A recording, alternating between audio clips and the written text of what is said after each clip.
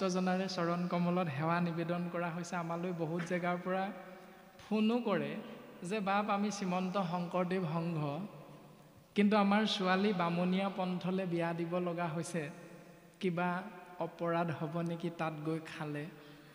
দ্বিতীয়তে বোলে বাপ আমাৰ পুত্ৰই বামুণীয়া পন্থৰ এগৰাকী ছোৱালী বোৱাৰী হিচাপে আনিলে, গতিকে আমাৰ কিবা অপৰাধ হ'ব নেকি এতিয়া।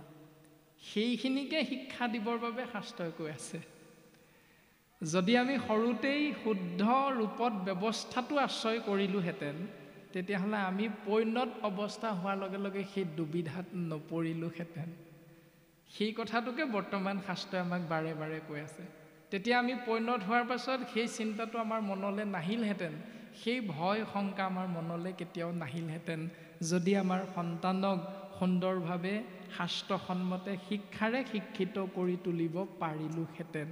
নীতি নিৰ্দেশনা নীতি নিয়ম আমি যদি আশ্ৰয় কৰাবলৈ শিকালোহেঁতেন সন্তানক, তেতিয়া যিমান শৰীৰটো সুন্দৰ হ'লেও আমাৰ সন্তানে সেইফালে কেতিয়াও মন হয়তো নিদিলেহেঁতেন। তেতিয়াও আমি সমাজত গৈ বিপথে পৰিচালিত হ'ব লগা নহ'লহেঁতেন।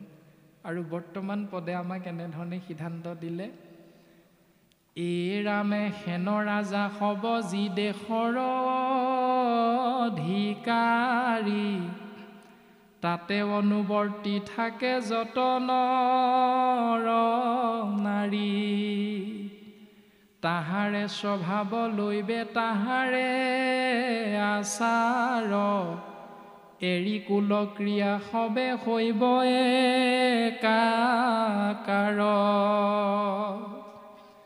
অন্যে ৰাজা সাজি গজবাজি বল, ৰাজ্যৰ নিমিত্তে ঘূৰ কৰিবে কন্দল।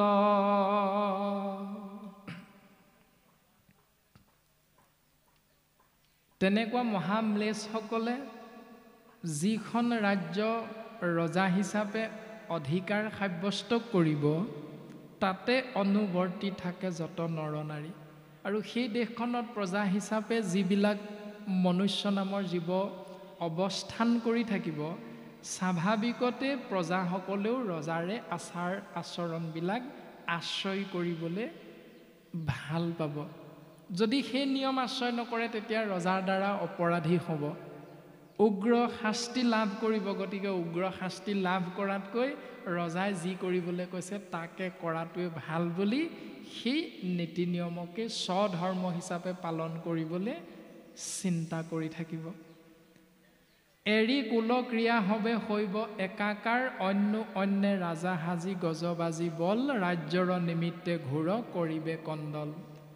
আৰু ৰজাসকলেও শক্তি সামৰ্থ্য অনুসৰি প্ৰজাক আশ্ৰয় কৰি নিজৰ ৰাজ্যখন সীমা বৃদ্ধি কৰিবৰ বাবে দাঁতি কাষৰীয়া ৰাজ্যৰ ৰজাবিলাকৰ লগত যুদ্ধত লিপ্ত হ'বলৈ কুণ্ঠাবোধ নকৰিব।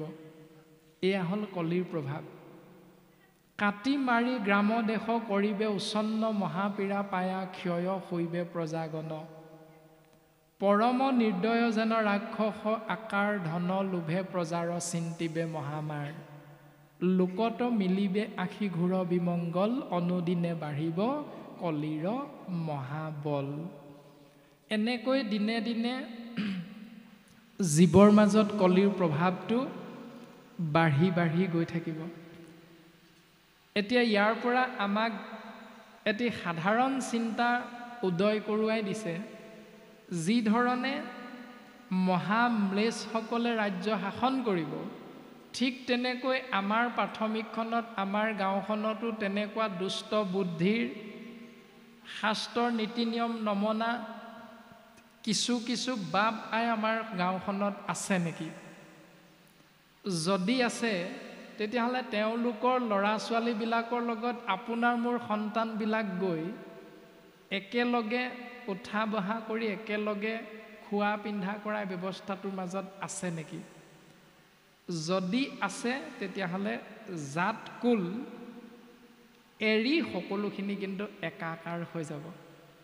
আপুনি আমি গৃহৰ মধ্যে শুদ্ধ নিয়মটো দেখুৱাই দিয়াৰ পাছতো যিহেতু গাঁওখনত তাৰ বিপৰীত নিয়মৰ সন্তানবিলাকো আছে, সেই সন্তানবিলাকৰ লগত যদি আমাৰ সন্তানবিলাকে গৈ বেছি সময় কটায়, তেতিয়াহ'লে স্বাভাৱিকতে সেই সন্তানৰ আচাৰ আচৰণখিনি কিন্তু আমাৰ সন্তানবিলাকলৈও গুচি আহিব।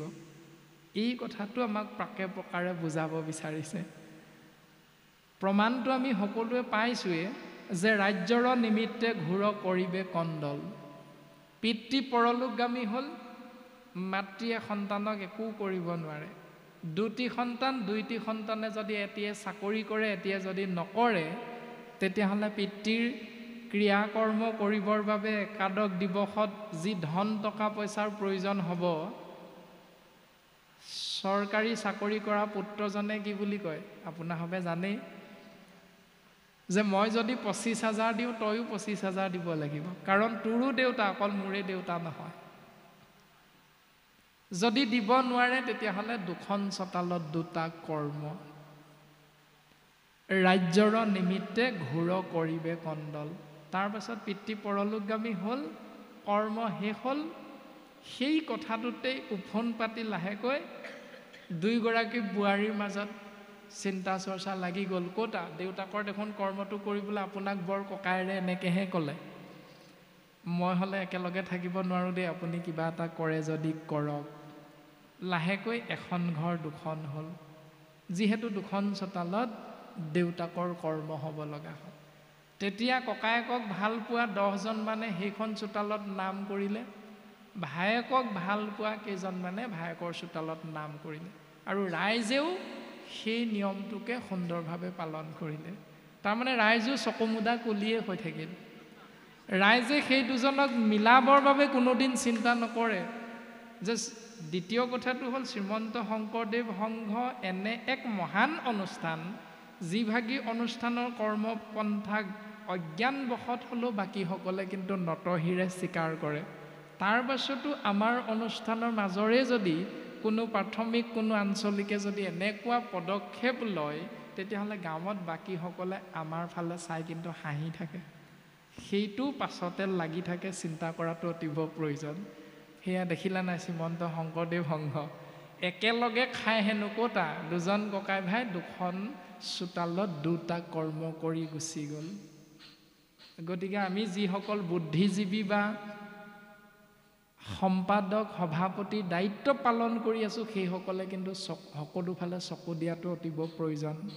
নহ'লে সমাজ এনেকৈ বিপথে পৰিচালিত হ'ব, আৰু এনেকৈ কলিৰ প্ৰভাৱত পৰি পৰি আমিও হয়তো এদিন ধ্বংসৰ গৰাহত পৰিবলৈ বৰ বেছি সময় নালাগিব। চিন্তা আমাৰ প্ৰত্যেকৰে নিজৰ নিজৰ। ৰাম ধৰ্মৰ ভাঙিবে কলি চাৰিও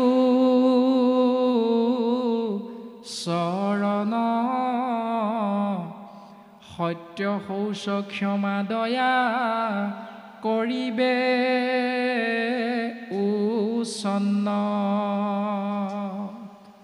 শুইবে ক অল্পায়ু লোক মহাদুৰ্বিনয়,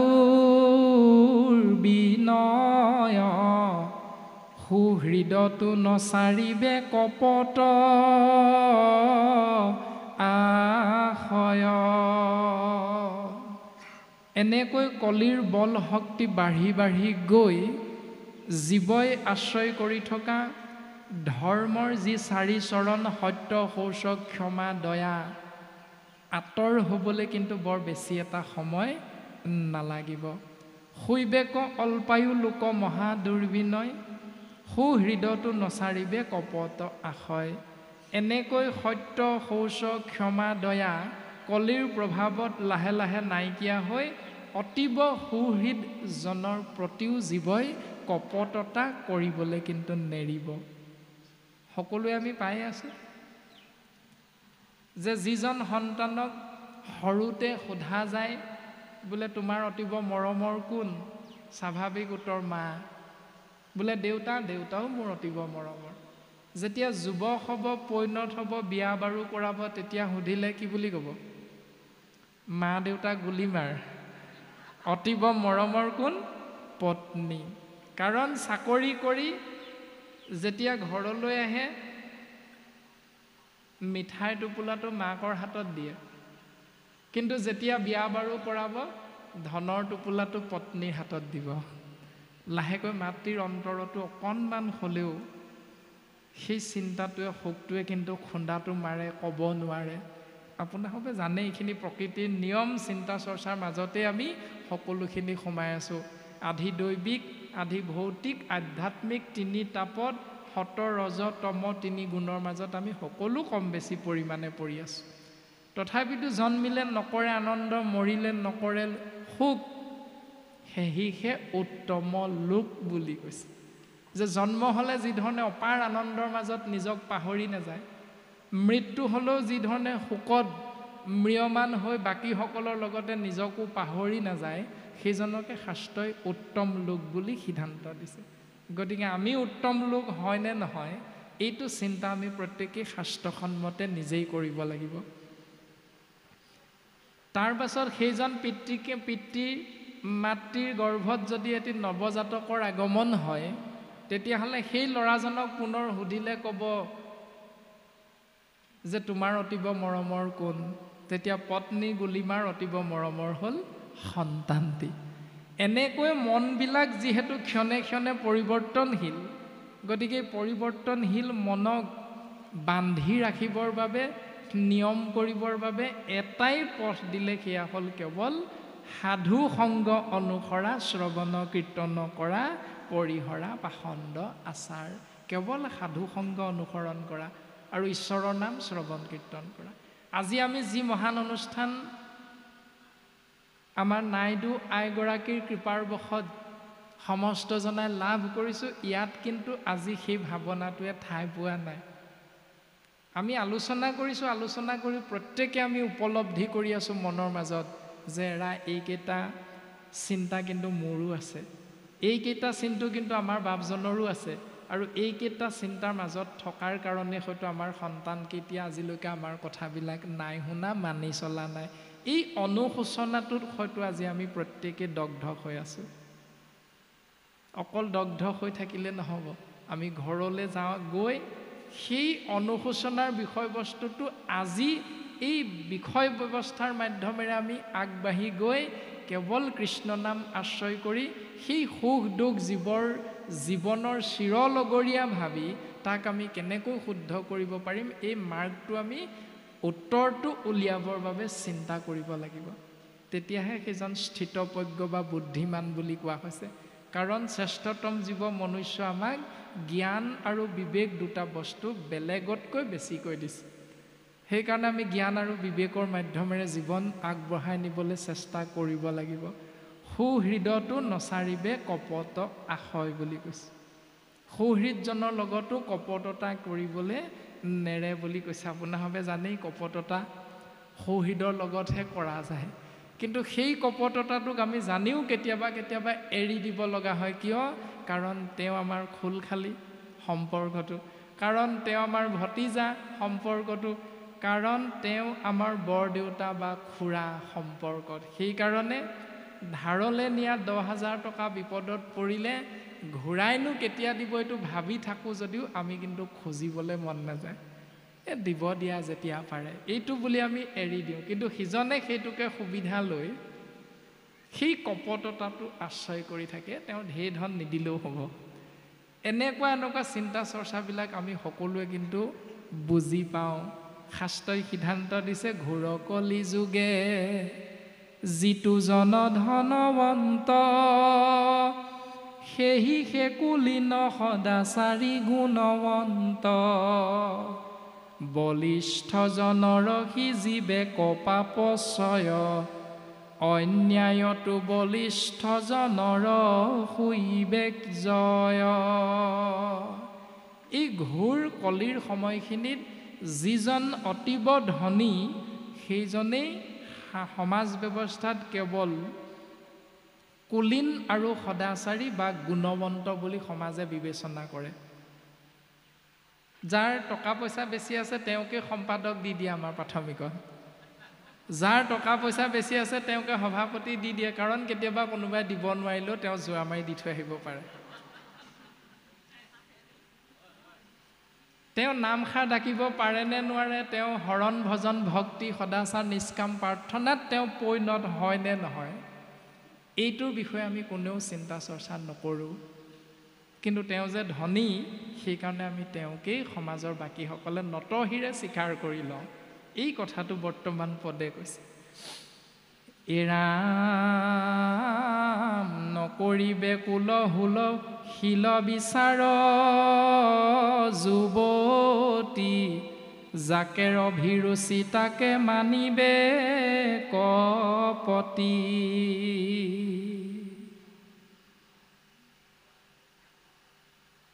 কন্যাসকলৰ কথা বৰ্তমান পদে কৈছে, নকৰিব কুলশীল বিচাৰ যুৱতী। যুৱতীসকলে পৰিণত হোৱাৰ পাছত স্বামী বৰণ কৰিবৰ বাবে নিৰ্দিষ্ট গুণৱন্ত, শাস্ত্ৰসন্মতে বিদ্যাৱন্ত, কুলশীল এইবিলাক বাছ বিচাৰ নকৰে।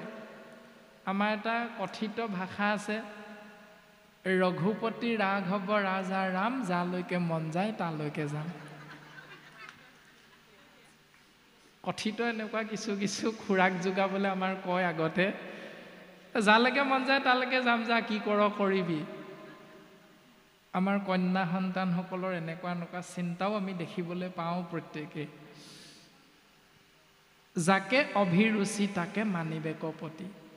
দ্বিতীয়তে পুৰুষসকলৰ কথা কৈছে যদিও আমি যুৱতীসকলৰ আৰু এটা কথা সকলোৱে বুজি পাওঁ, যে আজিৰ পৰা 30 বছৰমান আগত বা 20 বছৰমান আগত আপোনাসৱ এতিয়া মাতৃ হৈছে আইসকল, আজিৰ পৰা 20-30 বছৰ আগত আইসকলে মাতৃ হোৱাৰ আগত গাভৰু হৈ থাকোঁতে চুৰিদাৰ নামৰ এযোৰ সাজ পৰিধান কৰিছিল। আৰু সেই সাজযোৰ পিন্ধোতে এখন কাপোৰ লগত লৈ ফুৰে, দুইফালে লৈ ফুৰে, যাৰ নাম হ'ল দুপাট্টা বুলি কয়। দুইফালে লয়, আবুৰ কৰি লৈ থাকে। আৰু লাহে লাহে সময় বাগৰি গ'ল, দুফালৰ ঠাইত এফালে ওলমাই লোৱা হ'ল, নাম হ'ল এপাট্টা। আৰু আজিকালি চাইকেল চলাই গ'লে, স্কুটি চলাই গ'লে সেইখন নলয়ে চাবচোন, তাৰমানে না পাত্তা। কাপোৰখনো উঠি গ'ল আৰু ছোৱালীও নাইকিয়া হৈ গ'ল লাহে লাহে। বোলে কালি ক'লৈ গ'ল আমাৰ ছোৱালীজনী, নাই অহা নহয়, তোমালোকৰ ঘৰত আছে নি? বোলে নাই নহয়, তাৰমানে না পাত্তা। মাক দেউতাক চিন্তাত পৰি গ'ল। আৰু দ্বিতীয়তে সিদ্ধান্ত দিলে, পুৰুষে নচাইবে ভাল মন্দ সমুদায়, কৰিবে কভাৰ্যা আনি যাকে বাঞ্চা যায়। কেইটাৰ বিষয়ে আপোনাসবে জানেই। মানে মুদ্ৰা। মুদ্ৰা যেতিয়া মণি বেগত থাকে সেইটো মুদ্ৰা মানে টকা পইচা। মুদ্ৰা যেতিয়া মণি বেগত থাকে, প্ৰথম মটোৰ লগত যেতিয়া দ্বিতীয় মটো যোগ হয়, মুদ্ৰা মণি বেগত যেতিয়া থাকে, তেতিয়া 3 নম্বৰ মটোৰ প্ৰতি আপুনি মনটো গুচি যায়। মনটো মই। সেই 3 নম্বৰ মটো কি? এই জুলীয়া দ্ৰব্যকণৰ প্ৰতি মনটো লিকলিকাই থাকে। আৰু সেইকণ যেতিয়া পাই যায় মনে মনে সংগী এজনৰ লগত, আৰু সেইজনো মতাই, আৰু সংগীজন মতাই হ'ব, সেইটো গতিকে সেই সংগীজনক পাই যোৱাৰ লগে লগে জুলীয়া দ্ৰব্যকণ যেতিয়া হৈ যাব মদ, আৰু তেতিয়া 3-4 নম্বৰ মটো আকৌ যোগ হৈ যায় মাংস আৰু মাছ। তেতিয়া অকণমান জুতি ল'বলৈ ভাল হয়। আৰু সেইকেইটা মদ যেতিয়া নিচা হৈ যায়, মাতাল হৈ যায়, তাৰ পাছৰ মটো আপোনাসবে জানেই। ইটো কি যোগ হয় আপোনাসবে জানে? বেইচাললৈ যাবলৈ মনটো বেছিকৈ লিকলিকাই থাকে। এনেকুৱা বিলাকে যত গণ্ডগোলীয়া শৰীৰটোত। গতিকে সেই মটোত আপুনি মই মজি নাথাকিবৰ বাবে চিন্তা কৰিব লাগে, আবদ্ধ নহ'বৰ বাবে প্ৰত্যেক মুহূৰ্ততে আমি সাৱধান হ'ব লাগিব। আৰু এটা আছে মটৰ চাইকেল। যেতিয়া সন্তানে আবদাৰ কৰি দিব আপোনাক, মোক বোলে আমুকৰ সন্তানক কি দিলে? মোবাইল এটা দিলে। সেইটো দেউতা মোকো মোবাইল এটা লাগে। সন্তানৰ মৰমত স্নেহত আবদ্ধ হৈ দেউতাকে মোবাইল এটা আনি দিলে।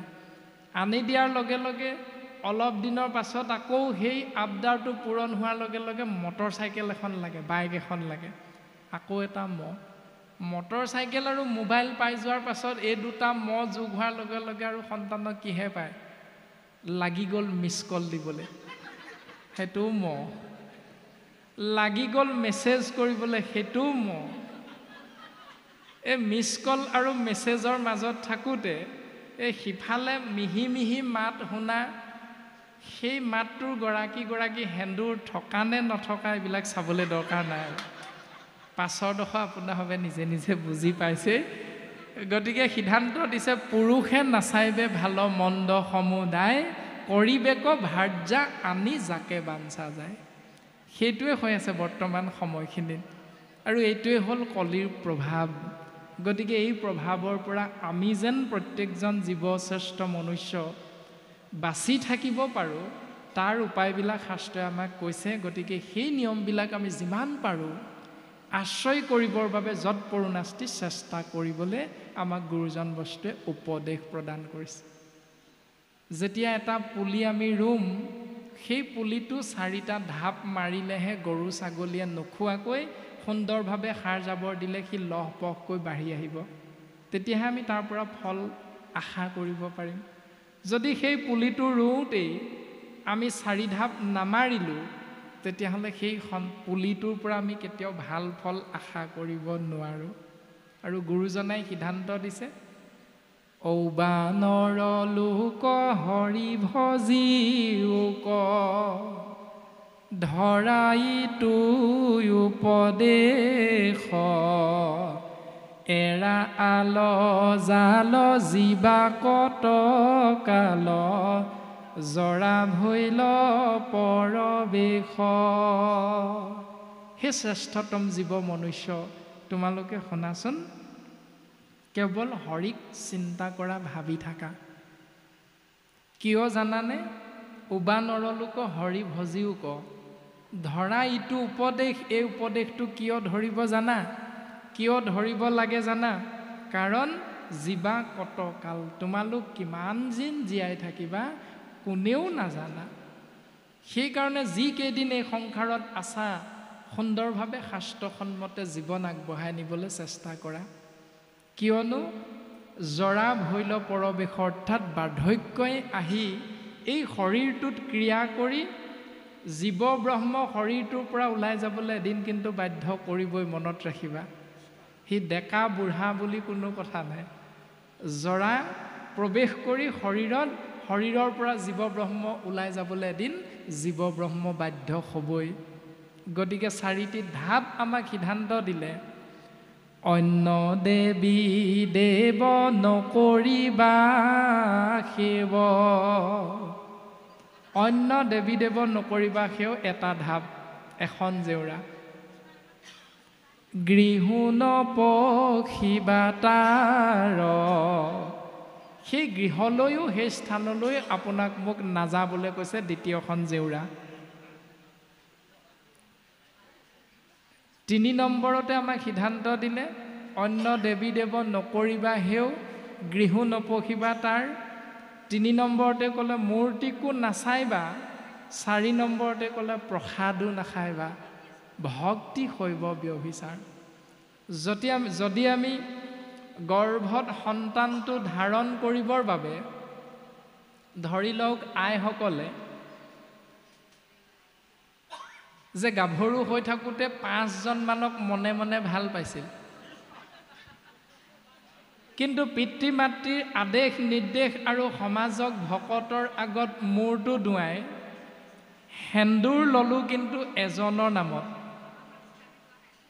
এইটোৱে সত্য শাস্ত্ৰই কৈছে যিদিনা আমি শিৰত এজনৰ নামত সেন্দুৰ ললো সেইজনাই হ'ল আমাৰ ইহকাল পৰকাল অনন্তকালৰ বাবে স্বামী আমি ভাবি লৈছোঁ সেইজনে হ'ল জীৱৰ শ্ৰেষ্ঠতম ভজনীয় দেৱ কৃষ্ণ তত্ত্ব বুলি কৈছে এতিয়া সেই কৃষ্ণদেৱৰ চৰণ কমলত আমি যিদিনাই শৰণ গ্ৰহণ কৰিলোঁ সেই দিনাৰ পৰা আমি দ্বিতীয়টো চিন্তা কৰাটো কিন্তু আমাৰ অপৰাধ যি ধৰণে এগৰাকী গাভৰুৱে বিবাহ হ'বৰ বাবে এজনৰ নামত শিৰত সেন্দুৰকণ ল'লে জীৱনে মৰণে সেইজনেই তেওঁ স্বামী দেৱতা আগত ভাল পাই থকা বাকী 5জনৰ কথা কিন্তু মনে মনে ভাবি থাকিলে নহ'ব তেতিয়া কিন্তু হিতে বিপৰীত হৈ যাব।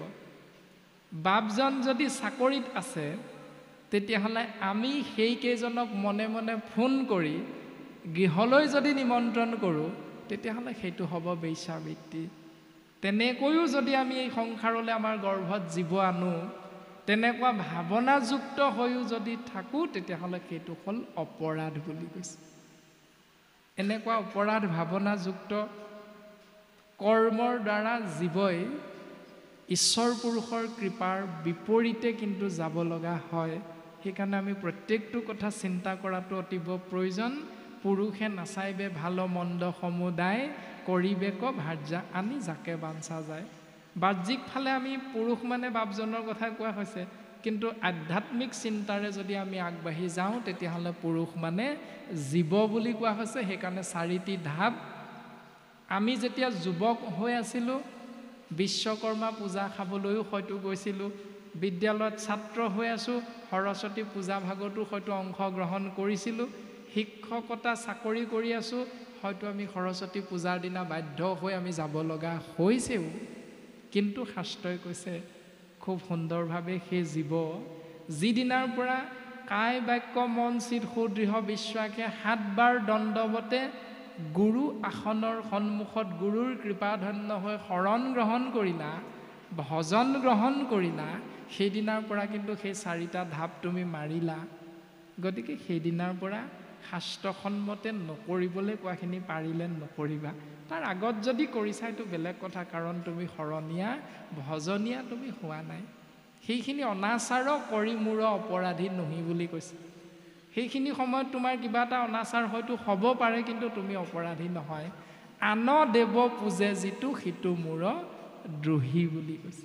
কিন্তু সেইখিনি সময়ৰ পৰা তুমি যদি আন দেৱতাৰ চৰণলৈ যোৱা, আন দেৱতাৰ কথা যদি চিন্তা কৰা, তেতিয়াহ'লে কিন্তু তুমি মহাম্লেশ বুলি সেই জীৱকেই শাস্ত্ৰই সিদ্ধান্ত দিছে। এৰাম সদায়ে বুলিব মিছা কপট আচাৰ, ক্ৰয় বিক্ৰয়তো হুৱে মায়া ব্যৱহাৰ। ৰতিত কুশল যিটো জনয় নাচাৰি, তাকে সে পুৰুষ বুলিবে ক দুষ্টা নাৰী। ৰতি সুশিক্ষিতা যিটো দুষ্টা মন পুৰে, স্ত্ৰী বুলি তাকে মানিবে ক কামাতুৰে। কুল স্ত্ৰীকো এৰি তাতে কৰিবে কৰতি, নিজ পতিতে যি তাকে মানিবে কপতি। নকলেও পদৰ কথাখিনি আপোনাৰভাৱে বুজি পাইছে। ইতিমধ্যে এইখিনি কথাকেই কৈ থকা হৈছে। এই ৰামে কলিত যতে কদিজ, এৰিবে আচাৰ, কপতে দেখাইবে মাত্ৰ লোক ব্যৱহাৰ। লোভে আক্ৰমিবে হৈবে কুল ক্ৰিয়াহীন, একে নৱগুণ মাত্ৰ থাকিবে কচিন।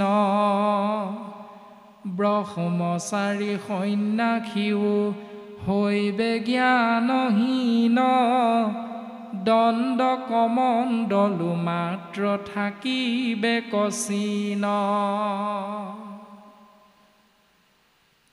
কলিৰ কৰাল গ্ৰাসত পৰা জীৱবিলাকে কপট ভাৱনাযুক্ত হৈ কেৱল জীৱৰ মাজত ব্যৱহাৰখিনিহে দেখাব, আৰু লোভৰ বশৱৰ্তী হৈ, ক্ৰোধৰ বশৱৰ্তী হৈ, জাত কুল বাছ বিচাৰ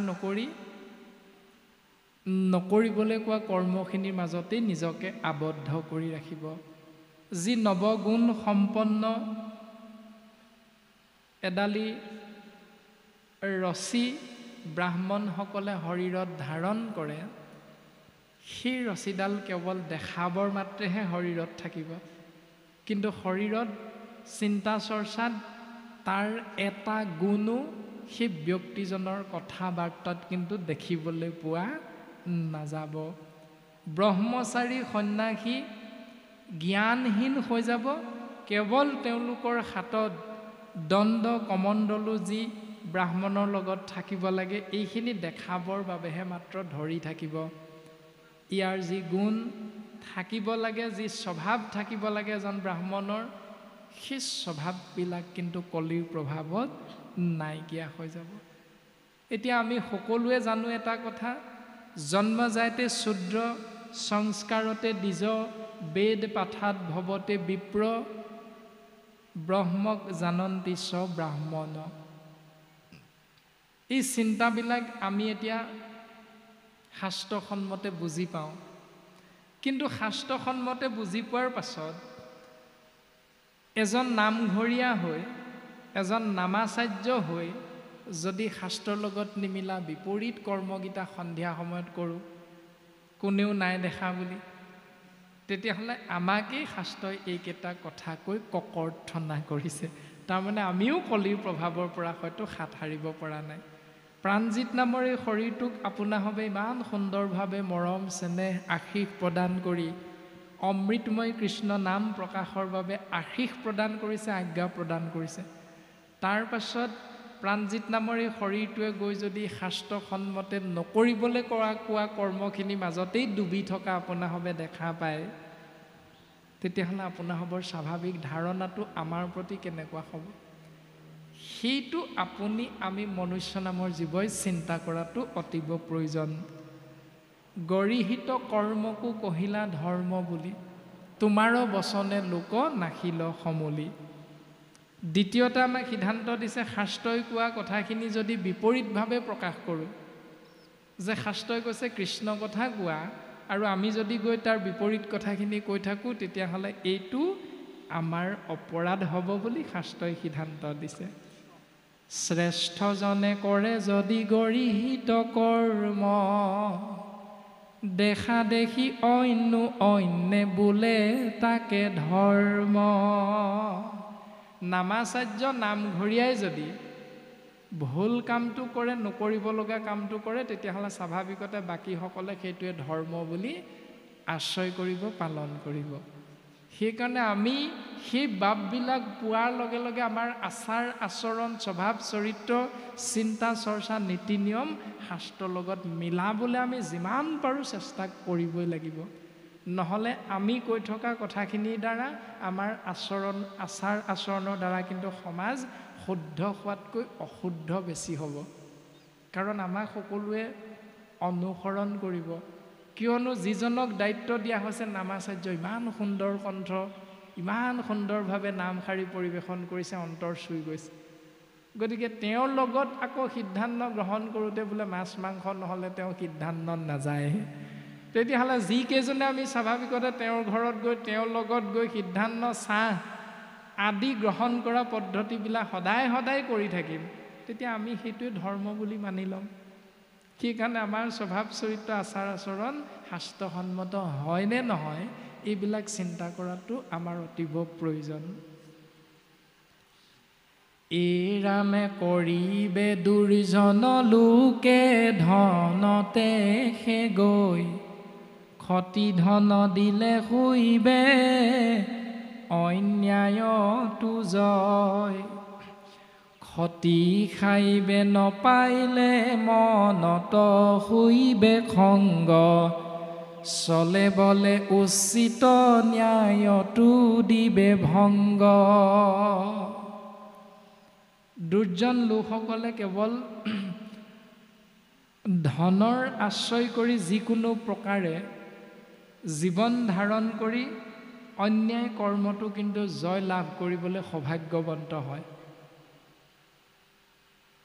কিন্তু শুদ্ধ সত্য চিন্তাত আগবঢ়া ব্যক্তিজনো সেইসকল কলিৰ প্ৰভাৱধাৰী ব্যক্তিৰ আশ্ৰয় যদি কৰি থাকে, তেতিয়াহ'লে ক্ষতি ধন দিলে শুইবে অন্যায়তো জয়। ক্ষতি খাইবে নাপাইলে মনত শুইবে খংগ, চলে বলে উচিত ন্যায়তো দিবে ভংগ।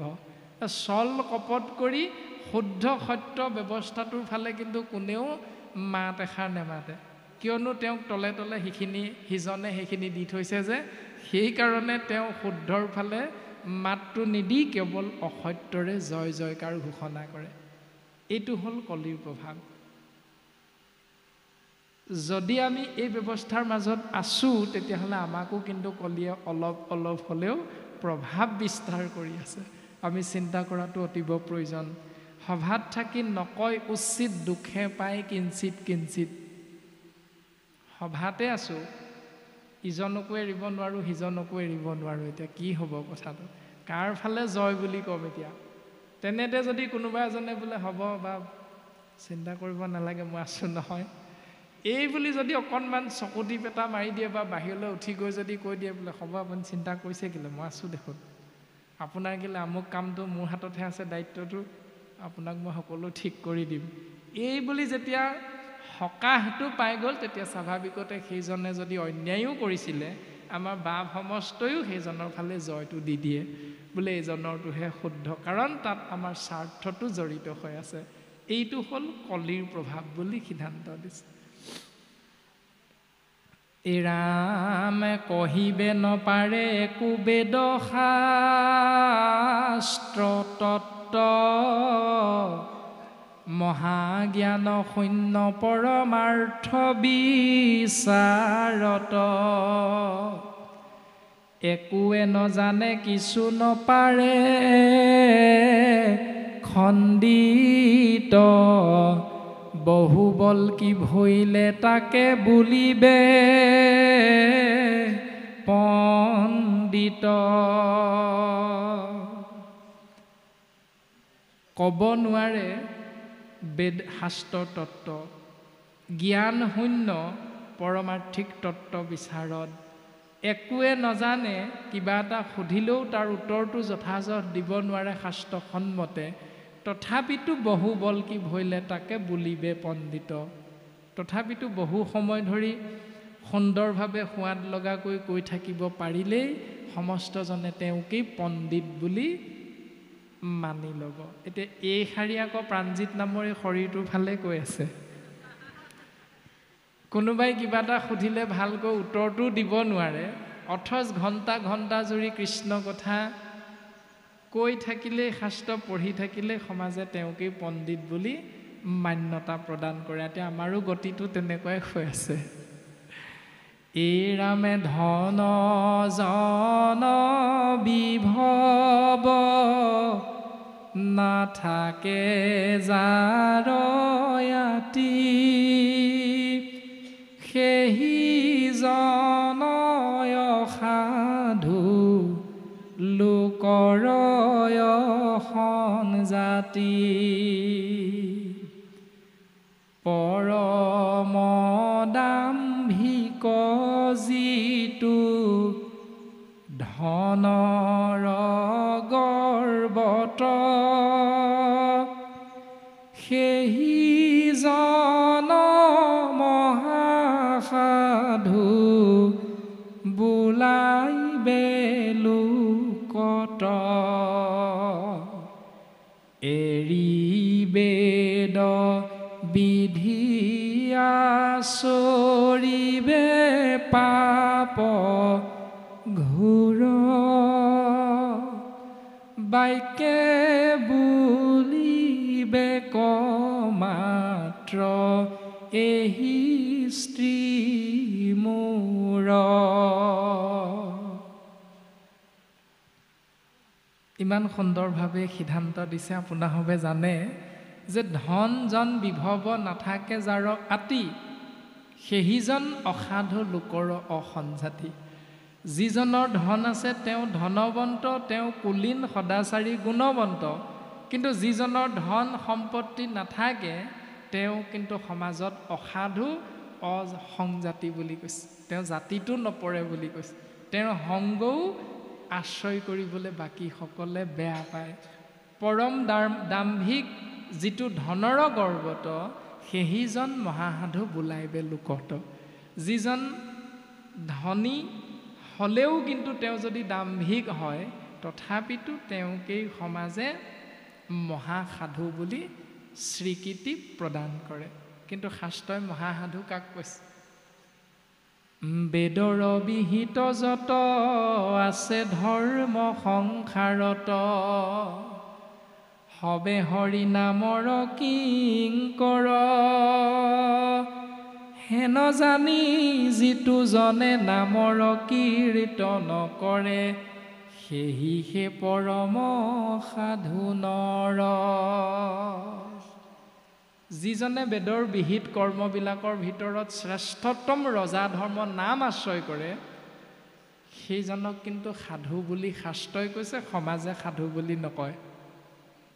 সমাজে সেইজনক সাধু বুলি কয় যিজনৰ ধন টকা পইচা বেছি আছে, যিজনৰ চেহেৰাটো সুন্দৰ, যিজনে খুব সুন্দৰ সুন্দৰ সাজ পৰিধান কৰি সমাজলৈ আহে, সেইজনকে সমাজে মান্যতা প্ৰদান কৰে, সেইজনেই সাধু বুলি কৈছে। দ্বিতীয়তে, এৰি বেদ বিধি আচৰিবে পাপ ঘোৰ, বেদৰ বিধি ব্যৱস্থা ত্যাগ কৰি ঘোৰ পাপৰ মাজত সেইজন আবদ্ধ হৈ থাকে, মুখেৰে কেৱল কয় বাক্যে বুলি বেক মাত্ৰ এহি স্ত্ৰী মোৰ। মুখেৰেহে কেৱল কয় এইগৰাকী মোৰে পত্নী দেই, আমাৰ আইগৰাকী এইগৰাকী। কেতিয়া কয়? যেতিয়া আইগৰাকীৰ চেহেৰাটো নিজতকৈ অকণমান ধুনীয়া, তেতিয়া সেইগৰাকীক নিজৰ পত্নী বুলি স্বীকৃতি নিদিয়ে। যেতিয়া অকণমান কলি মলি চকু এটা কেয়া, তেতিয়া কিন্তু নকয়। কোনোবাই যদি সোধে বোলে বাপ আইগৰাকী নাহিলে নি? জানো আহিছিলে, ক'ত বা বহি আছে, তেতিয়া স্বাভাৱিকতে সেইটো চিন্তা। কিন্তু যেতিয়া অকণমান দেখনীয়া হয়, তেতিয়া কিন্তু কয় আমাৰ আইগৰাকী, নুসুধিলেও কয় বোলে আইগৰাকীক লৈ আহিছোঁ অকল লগতে, এইগৰাকী আমাৰ গৰাকী। এইখিনি কেৱল বাক্যৰ মাজতহে থাকে, বাকী কিন্তু হৃদয়ৰ যি চিন্তা শাস্ত্ৰৰ মতে হ'ব লাগে, এইখিনি কিন্তু তাত জড়িত হৈ নাথাকে। এতেকে বিবাহ হৈবে নলাগে বিচাৰ, জ্ঞাতি কুটুম্ব সবে বেঢ়ি খাইবে তাৰ,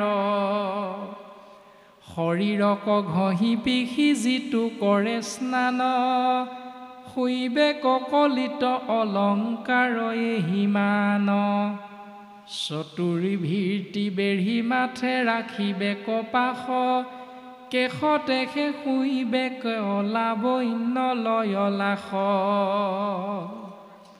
শৰীৰটো চাবোন মাৰি ঘঁহি পিহি স্নান কৰে, আৰু এই শৰীৰটোত সুন্দৰ সুন্দৰ অলংকাৰ দামী দামী বস্ত্ৰ যদি পৰিধান কৰিব পাৰে, তেতিয়াহ'লে তেওঁৱেই সমাজত মান্যতা লাভ কৰিব পাৰে। চতুৰ্ভীৰ্তি বেঢ়ি মাথে ৰাখিবে কপাস, পাশ মানে চাৰিওফালে শৰীৰত চুলি যদি দীঘলকৈ ৰাখিব পাৰে, চেম্পু মাৰি সুন্দৰকৈ যদি গোন্ধ বাকীসকল আই বা বাপসকলৰ মাজত যদি কৰি থাকিব পাৰে, ব্যৱস্থাটোৰ মাজত অৱস্থান কৰি থাকিব যদি পাৰে, তেতিয়াহ'লে কেশতেহে শুইবে ক লাৱণ্য লয়লাস। কলিৰ প্ৰভাৱত সেই নাৰীকেই পুৰুষজনে স্বাভাৱিকতে পচন্দ কৰে বুলি কৈছে, আৰু স্বাভাৱিকতে সেই ব্যক্তিজনেই বাপজনে সমাজত মান্যতা লাভ কৰে বুলি সিদ্ধান্ত দিছে। আপোনালোকে জানে সত্ৰৰ শৰণীয়া বাপ আইসকলৰ বাপসকলৰ চুলিবিলাক দীঘল দীঘল খোপা বান্ধি বান্ধি থাকে, চাবচোন। কিন্তু শ্ৰীমন্ত শংকৰদেৱ সংঘ বা ভাগৱতী সমাজৰ বাপসকলৰ চুলিবিলাক ইমান দীঘল নহয়, সহজ সৰল, যেনেকৈ থাকিব লাগে তেনেকৈ থাকে। কিন্তু সত্ৰৰ ভকতসকলৰ বাপসকলৰ কিন্তু খোপা এটি সৰুকৈ হ'লেও থাকেই। শৰীৰটো ঘঁহি পিহি সেইবিলাক কৰে, পৰিষ্কাৰ কৰে, মাটি আৰু পানী আশ্ৰয় কৰি বাহ্যিক শুদ্ধি হয়, কিন্তু আভ্যন্তৰীণ শুদ্ধি কেনেকৈ হ'ব? আমাক নামঘোষা শাস্ত্ৰত সুন্দৰভাৱে মাধৱ গুৰুজনাই সিদ্ধান্ত দিছে। অপবিত্ৰ যিটো আতি পবিত্ৰ হুৱে বা যদি, সমস্ত অৱস্থা আছে পায়া, কমল লোচন যিটো তাৰে সে সোমৰে, শুদ্ধ বাহিৰে ভিতৰে হুৱে কায়া। বাহিৰে ভিতৰে হুৱে কায়া।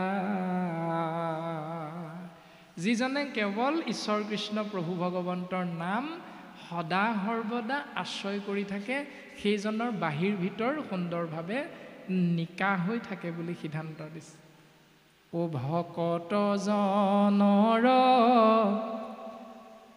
মহিমা প্ৰভাৱ, অভক্তে নাজানে আতি। ভকতজনৰ মহিমাৰ প্ৰভাৱ অভক্তজনে কদাচিতো বুজি পাব নোৱাৰে। কেনেকৈ? পদ্মৰ মহিমা বেঙে নজানয়, যদি থাকে ৰাত্ৰি দিনী। যদি এপাহ পদুম ফুলত এজনী ভেকুলী, বেং মানে এজনী ভেকুলী, গোটেই জীৱনটো যদি অৱস্থান কৰি থাকে, ভেকুলীজনীয়ে পদুম ফুলৰ মহিমাৰ বিষয়ে বুজি নাপায়। ঠিক তেনেকৈ এজন ভকতৰ যি নামত আশ্ৰয় গ্ৰহণ কৰি আগবঢ়াই অনা জীৱন ধাৰণৰ পদ্ধতি, এইটোৰ বিষয়ে এজন অভকতে কেতিয়াও বুজিব নোৱাৰে বুলি সিদ্ধান্ত দিছে। ৰাম নাদৰিবে মহাগুৰুজনকো হেলাত, বিদুৰৰ জলে তীৰ্থ বুদ্ধি হৈবে জাত। অন্যায়ে সন্যায়ে আনি ভৰিবে উদৰ, এহিমানে পুৰুষাৰ্থ থাকিবে লোকৰ।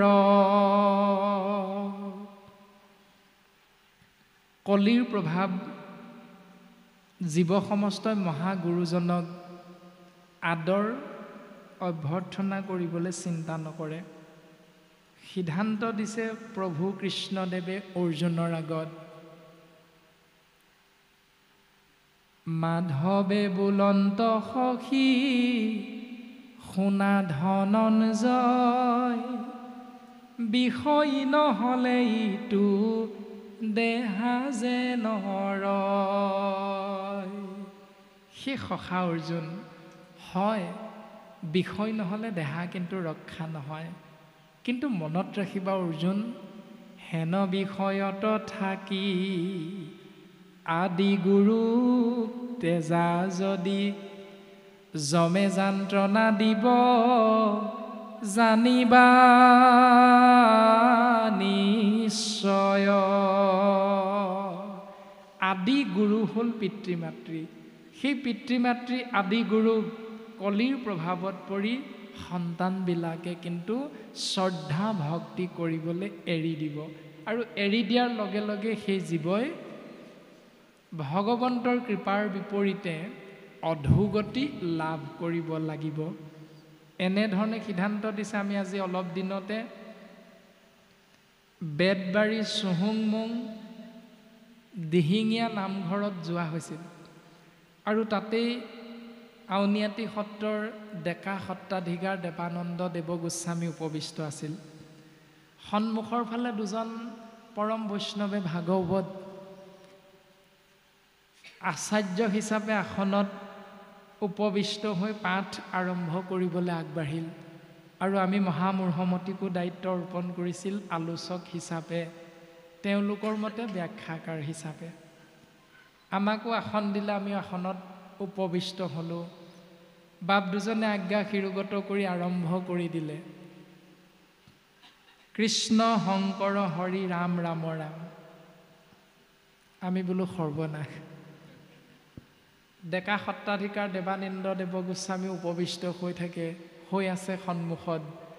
আমি কোৱা হ'ল যে সভাত থাকি নকয় উচিত, দুখে পায় কিঞ্চিত কিঞ্চিত, যে বাপ দুজনে আৰম্ভ কৰিছিল গুৰু স্মৰণ গুৰু বন্দনাৰে, কৃষ্ণ শংকৰ হৰি ৰাম ৰাম ৰাম।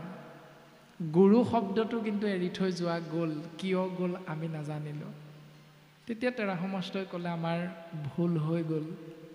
কৃষ্ণ শংকৰ গুৰু হৰি ৰাম ৰাম ৰাম, আমি সমস্তজনাই বুজি পাওঁ তথাপিতো তেৰা সমস্তই এৰি থৈ গ'ল এইটো জ্ঞানগীতভাৱেই তেৰা সমস্তই এৰি থৈ গৈছে কাৰণ তেওঁলোক দামোদৰীয়া সত্ৰ দামোদৰীয়া শিষ্য বুলি কোৱা হয় গতিকে দামোদৰীয়া শিষ্যসকলে শংকৰদেৱক গুৰু মানিবলৈ টান পায় আৰু এয়াই হ'ল কলিৰ প্ৰভাৱ বৰ্তমান পদে ক'লে নাদৰিবে মহাগুৰু জনকো হেলাত মহাগুৰু হ'ল শ্ৰীমন্ত শংকৰদেৱ পৰম গুৰু হ'ল শ্ৰীমন্ত শংকৰদেৱ জগতগুৰু হ'ল শ্ৰীমন্ত শংকৰদেৱ আৰু সেইজনাকে স্মৰণ কৰিবলৈ আমাৰ সমাজ ব্যৱস্থাত বাপ আইসকলে কিন্তু টান পায় কি কৰি ভাল পায় বিদুৰৰ জলে তীৰ্থ বুদ্ধি শৈবে জাত দূৰত থকা তীৰ্থক্ষেত্ৰবিলাকত স্নান কৰি ভ্ৰমণ কৰি নিজৰ পাপ খণ্ডন কৰি পুণ্য অৰ্জন কৰিবলৈ কিন্তু অতীব ভাল পায় অথচ লক্ষ্মীনাথ বেজবৰুৱাই কৈছিল যে মোক এজন গুৰু লাগে মই শিক্ষিত শিষ্য কিন্তু ঘৰতেই গুৰু আছে অন্ধলাই নিচিনিলোঁ সেইজনাই হ'ল শ্ৰীমন্ত শংকৰদেৱ ইমান সুন্দৰভাৱে আমাক দৰ্শন কৰাইছে আৰু সেইজনা কৃপালু শ্ৰীমন্ত শংকৰদেৱ গুৰুজনাই কীৰ্তন গ্ৰন্থত উল্লেখ কৰিছে তীৰ্থ বুলি কৰে জলত শুদ্ধি প্ৰতিমাত কৰে দেৱতা বুদ্ধি বৈষ্ণৱত নাই ইখব মতি গৰুটো অধম কৃষ্ণ বদতি ইমান সুন্দৰভাৱে দৰ্শন কৰাইছে যে তীৰ্থ বুলি কৰে জলত শুদ্ধি তীৰ্থক্ষেত্ৰত ভ্ৰমণ কৰিবলৈ গৈ জলত স্নান কৰি জীৱ শুদ্ধ হ'ব পাৰে এই ধাৰণাটো যিসকলে কৰে দ্বিতীয়তে এই ধাৰণাটো আশ্ৰয় কৰি পিতৃ মাতৃ পৰলোকগামী হ'লে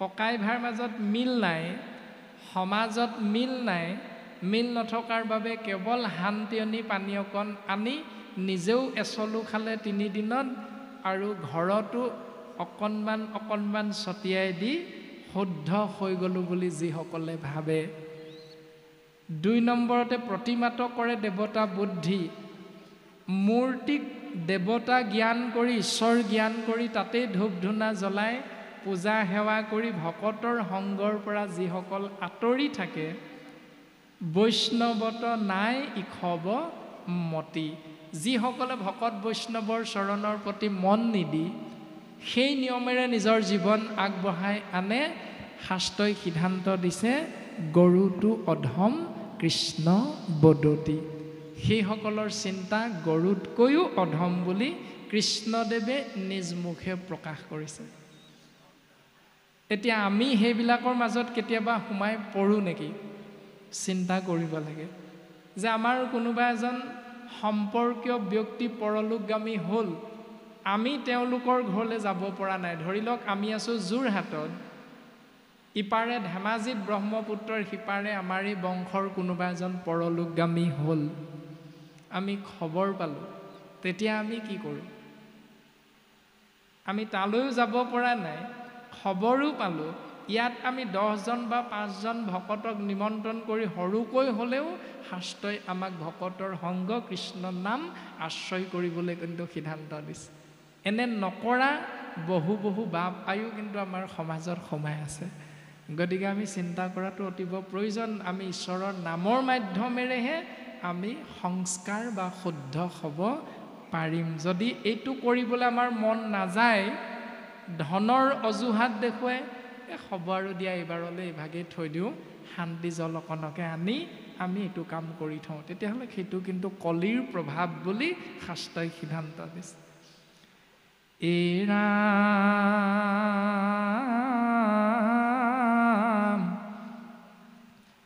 মহাধুৰু তালি কৰি বুলিবে বচন জানিবে কলোকে সত্য মাতৈ ইটো জন পুষে পুত্ৰ ভাৰ্যা মাত্ৰ হুয়াকা মাতুৰ এতেকে বুলিবে লোক ই বৰ চতুৰ দান পুণ্য কৰিলে মুহুৰ হুইবে খ্যাতি হেনদম্ভ ভাৱে ধৰ্ম আচৰিবে আতি হেনয় দুৰ্মতি আতি পৰম নিষ্ফল প্ৰজায়ে জুৰিবে সবে পৃথিৱী মণ্ডল দান পুণ্য কৰিলে মুহুৰ হৈবে খ্যাতি দান দিলে পুণ্য হ'ব আৰু পুণ্য হওক বুলি দান দি নিজৰ যশ গুণ খ্যাতি সমাজৰ মাজত বিয়পি পৰক মোকেই সমাজে ভাল বুলি ভাবক হেন দম্ভ ভাৱে ধৰ্ম আচৰিবে আতি তেনেকৈ কলিৰ প্ৰভাৱত জীৱবিলাকে ধৰ্ম আশ্ৰয় কৰিব বুলি সিদ্ধান্ত লৈছে এতিয়া আমাৰ এইবিলাক হৈ আছে আমি নামঘৰৰ বাটচৰাটো দি দিলোঁ আপোনাক মোক যদি আগত আসনখন নিদিয়ে তেতিয়াহ'লে আপোনাৰ মোৰ মনটো অকণমান কোচ খাই আহে বাটচৰাটো ময়ে দিলোঁ মোৰ নামটোকে ঘোষণা নকৰিলে এইটো হ'ল আমাৰ মনুষ্যৰ স্বভাৱ এনেধৰণে কলিৰ প্ৰভাৱত জীৱই নিজৰ নীতি নিয়ম ধৰ্ম বুলি দম্ভ ভাৱেৰে আশ্ৰয় কৰিব বুলি সিদ্ধান্ত দিছে আৰু এনেকুৱা নীতি নিয়ম আশ্ৰয় কৰা ব্যক্তিৰ জৰিয়তে পৃথিৱী মণ্ডল ভৰি পৰিব বুলি সিদ্ধান্ত দিছে চাৰিও জাতিৰ মাজে যিজন বলিষ্ঠ হৈবে আখি ৰাজা সেহি দুৰ্জন অশিষ্ট লোভাবিষ্ট ভূঞা কৰ্ম কৰিবে ক ঘূৰ দাৰুণ নিৰ্দয় দুষ্ট যেন ক্ষত চোৰ পিৰিবে প্ৰজাক দুখে নথাকিবে ৰহি স্ত্ৰী কাঢ়ি নিবে বলে ধনকো আগ্ৰহী চলে বলে নিষ্ফলে লোকক দিয়া দুখ নিচক বঢ়াইবে মহন্তক উচ্চা দিয়া চলে বলে নিষ্ফলে লোকক দুখ দিয়া চল বল কপট কৰি হ'লেও এজনে অন্যজনক কেৱল দুখ দিয়াটোহে চিন্তা কৰি থাকে কেনেকৈ তাক মই দুখাৰ কথা কৈ অকণমান তললৈ নিয়াব পাৰোঁ মই কেনেকৈ অকণমান ওপৰলৈ যাব পাৰোঁ এনেকুৱা ভাৱনাযুক্ত হৈ থকা মানেই ই কলিৰ প্ৰভাৱ বুলি আমি জানিব লাগিব